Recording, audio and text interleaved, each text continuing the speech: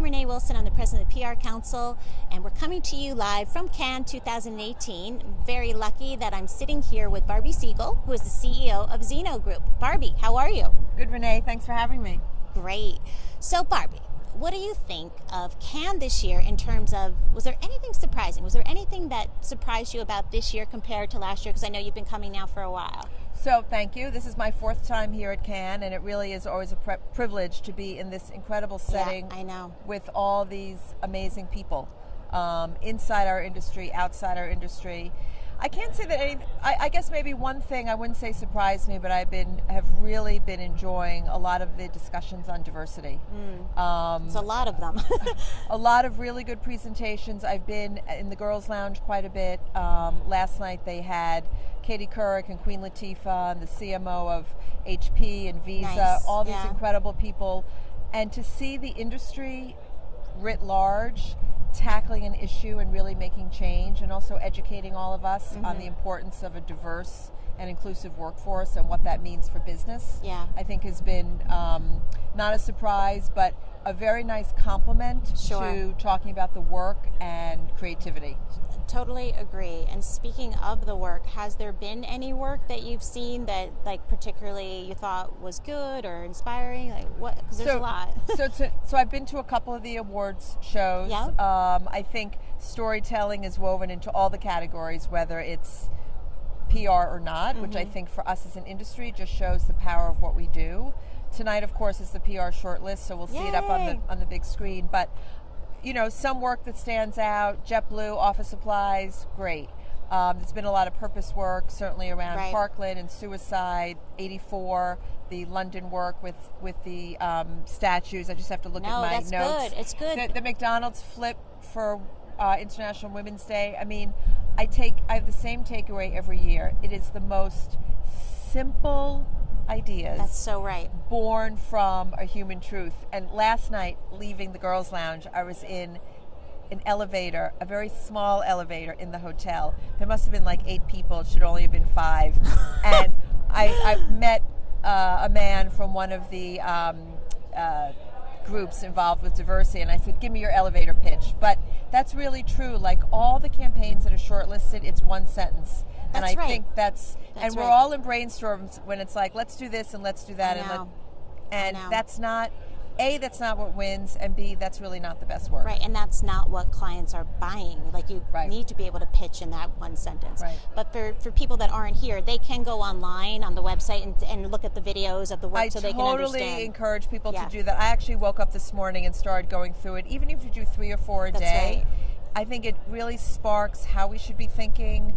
A lot of the work, of course, has cultural implications. That's Sure. very powerful, you know, as always. You know, the elephant in the room is the short list for PR is 215, down from 228 last year, and maybe there are 10 PR-led campaigns. So what Yeah. does that say? Congratulations to Weber and Edelman and Fleischmann. I think it's great that they have gotten there, and we all need to just keep working Totally. to elevate our game. But what I really want to say is we all love to win awards. You know I like to win awards. But at the end of the day, we still need to do work that's going to move our client's business. And that may or may not win an award. So I don't think winning at Cannes is not the only metric of great work. Oh, totally agree. And you did reference some of the larger agencies that have won, which is terrific. But there are a ton of small firms as well that win at Cannes because, as you said, it's about that idea. So I agree with you completely. It's about what's going to move the needle for the client. But people should, our members, I think, should definitely feel like they can win if they try. Anybody can win. That's right. I think That's what right. we need is the clients that want to be bold and brave. And the other thing that's very interesting is there is a category of big impact, low budget. And I'm not suggesting that PR is in the low budget Right. business, but what I am saying is you don't have to spend a ton of money to win at Cannes, because it is the beauty of the idea and the impact that it's had. No, I agree.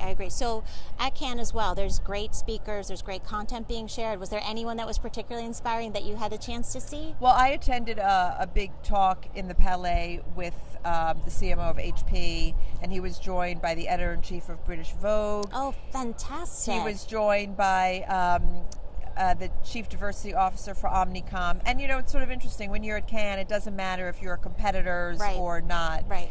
And they had a very interesting discussion about diversity and what it means and why it's important. As I said earlier, I've been in the Girls Lounge quite a bit. Last night there was a panel discussion of female CMOs, as well as a Pulitzer Prize winning reporter from the New York Times, talking about experiences and how they're managing it in the workplace and diversity and equality. And excellent. The point was made last night, and it's something that I'm really passionate about at Zeno. It's not just about women. It's about all of us working together, and all of us, whether you're a man or a woman, standing up for yourself and doing the right thing and being true to who you are. So it's really such a privilege to see those women come together and talk about whether there was someone from JP Morgan Chase, from Visa, and just what their experiences are. And there was also some discussion about Roseanne and how quickly ABC, it was in another session, but how quickly ABC took decisive action. So it's learning for all of us. That's because fantastic. At the end of the day, our work is only going to be creative if we have the people. And we're only going to have the people if we create safe and inclusive environments. And so in some ways, this diversity track and this creativity track really are quite connected. That's so smart. You're right. So switching gears a little bit, PR here at Cannes, this is the 10th year of it. This is my 10th year here. For some reason, I thought PR might have evolved differently at the festival. It's not bad, it's not good, but it's still kind of stuck a little bit because they call it all different things here. What's your take on PR here as an industry? I mean, I don't think we've made much progress since last year in terms of the number of shortlists. We were shortlisted as a contributor. Sure. So I'm not coming from a huge position of strength, but from an industry point of view, I think we are still struggling a little bit. It's not in our DNA from the beginning, and it's all about how we organize ourselves. What I am excited about is that the PR agencies, the heritage PR agencies, are winning in non-PR categories. That's true. Because I think what that says to us is that what we do, storytelling across channels and platforms, is embedded into the entire communications ecosystem. Yeah, right, and thank you. Earned. And all of the big winning ideas have earned somewhere in them. Also, I think we can take away, look, the ad agencies have figured out a way to develop ideas that have earned storytelling at the core. Yeah. But what that also says to us is we're at the top of the pyramid, and whether the idea comes from us or from an ad agency, it really shows the power of what PR is vis-a-vis. You can't buy your way any longer into a consumer's heart or mind. You have to earn it. And the ad agencies have figured that out. And so that is a big plus. And we should all be so proud. I don't think it's about having sad faces here at Cannes. I think we should all be so proud that our craft is now central to everything, because the winning campaigns, by and large, have a story to them. Beautifully said. And with that, we're going to thank Barbie. Thank you. Thanks for having me. Okay. It's always great to be here.